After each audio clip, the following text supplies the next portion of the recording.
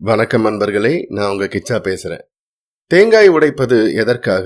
யானை உருவம் எதற்காக? தோப்புக்கரணம் போடுறோமே எதற்காக? மகா பெரியவா விளக்குகிறார். அந்த விளக்கம் பத்தினதுதான் இந்த பதிவு. இந்த பதிவு உங்களுக்கு பிடிச்சிருந்தா லைக் பண்ணுங்க, ஷேர் பண்ணுங்க, கமெண்ட் பண்ணுங்க.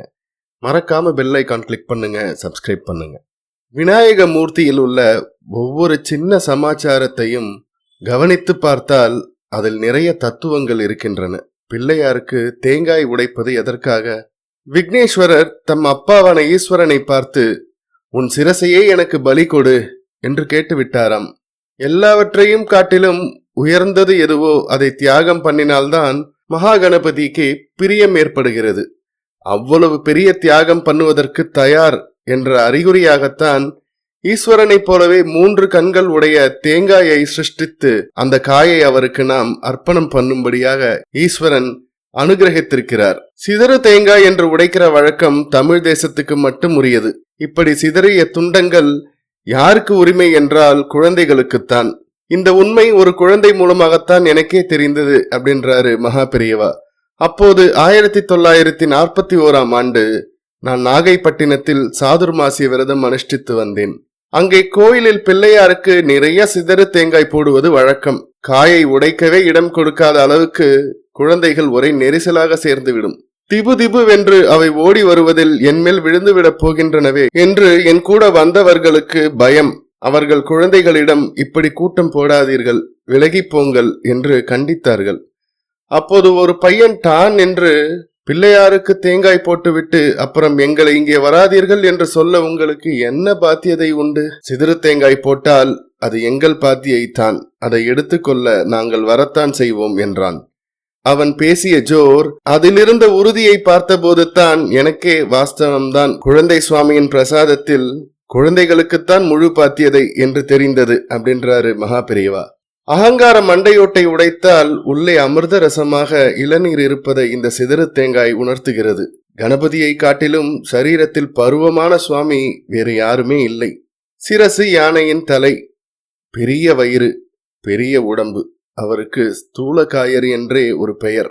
மலை போல் இருக்கிறார். ஆனாலும் அவர் சின்ன குழந்தை. சரி, குழந்தைக்கு எது அழகு? குழந்தை என்றால் அந்த பருவத்தில் நிறைய சாப்பிட வேண்டும். உடம்பு கொஞ்சம் கூட இழைக்க கூடாது. ஒரு சந்நியாசி நிறைய சாப்பிட்டு கொண்டு பெரிய சரீரியாக இருந்தால் அது அவருக்கு அழகல்ல. வயசாகிவிட்டால் ராத்திரி உபவாசம் இருப்பார்கள். குழந்தை அப்படி இருப்பது அழகா? குழந்தை என்றால் தொந்தியும் தொப்பையுமாக கொழு கொழுவென்று இருந்தால்தான் அழகு. நிறைய சாப்பிடுவதுதான் அழகு. குழந்தைகள் நல்ல புஷ்டியாக இருக்க வேண்டும் என்பதை இந்த குழந்தை சுவாமியை காட்டிக் கொண்டிருக்கிறார், கையில் மோதகத்தை வைத்துக் கொண்டு. இவரோ யானை மாதிரி இருக்கிறார். அதற்கு நேர் விரோதமான சின்னஞ்சிறு அகிருதி உடையது மூஞ்சூறு. இதை அவர் தம் வாகனமாக வைத்துக் கொண்டிருக்கிறார். மற்ற சுவாமிகளுக்காவது ஒரு மாடு, ஒரு குதிரை, ஒரு பட்சி என்று வாகனம் இருக்கிறது. இவரோ தாம் எத்தனை பெரிய சுவாமியாக இருக்கிறாரோ அத்தனைக்கும் அத்தனை சின்ன வாகனமாக வைத்துக் கொண்டிருக்கிறார். சுவாமி எதை வாகனமாக வைத்துக் கொண்டாலும் வாகனத்தினால் சுவாமிக்கு கௌரவம் இல்லை, சுவாமியால் தான் வாகனத்துக்கு கௌரவம். வாகனத்துக்கு கௌரவம் கொடுக்க அதனுடைய சக்திக்கு ஏற்றபடி நெற்றி பிள்ளையார் மாதிரியாக கனம் இல்லாமல் இருக்கிறார். அதற்கு சிரமம் இல்லாமல், ஆனால் அதற்கு மரியாதை கௌரவம் எல்லாம் உண்டாக்கும்படியாக தம் உடம்பை வைத்துக் கொண்டிருக்கிறார்.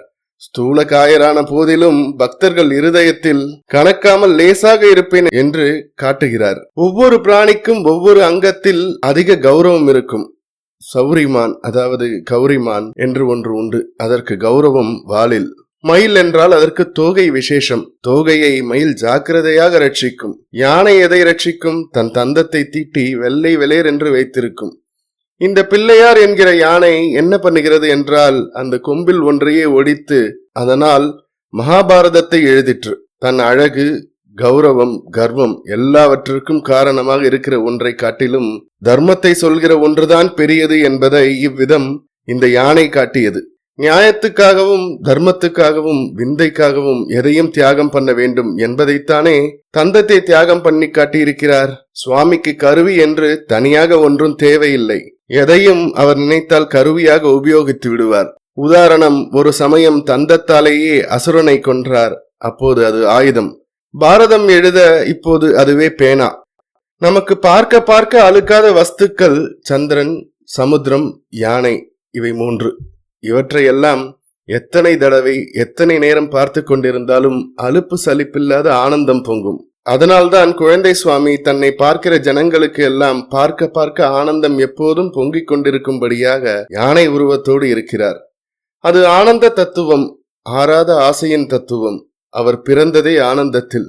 பண்டாசுரன் விக்ன மந்திரங்களை போட்டு அம்பாளின் படை தன்னை நோக்கி வர முடியாதபடி செய்தபோது பரமேஸ்வரன் அவளை ஆனந்தமாக பார்த்தபோது அவளும் ஆனந்தமாக இந்த பிள்ளையாரை பெற்றாள். அவர் விக்ன எந்திரங்களை உடைத்து அம்மாவுக்கு சகாயம் செய்தார்.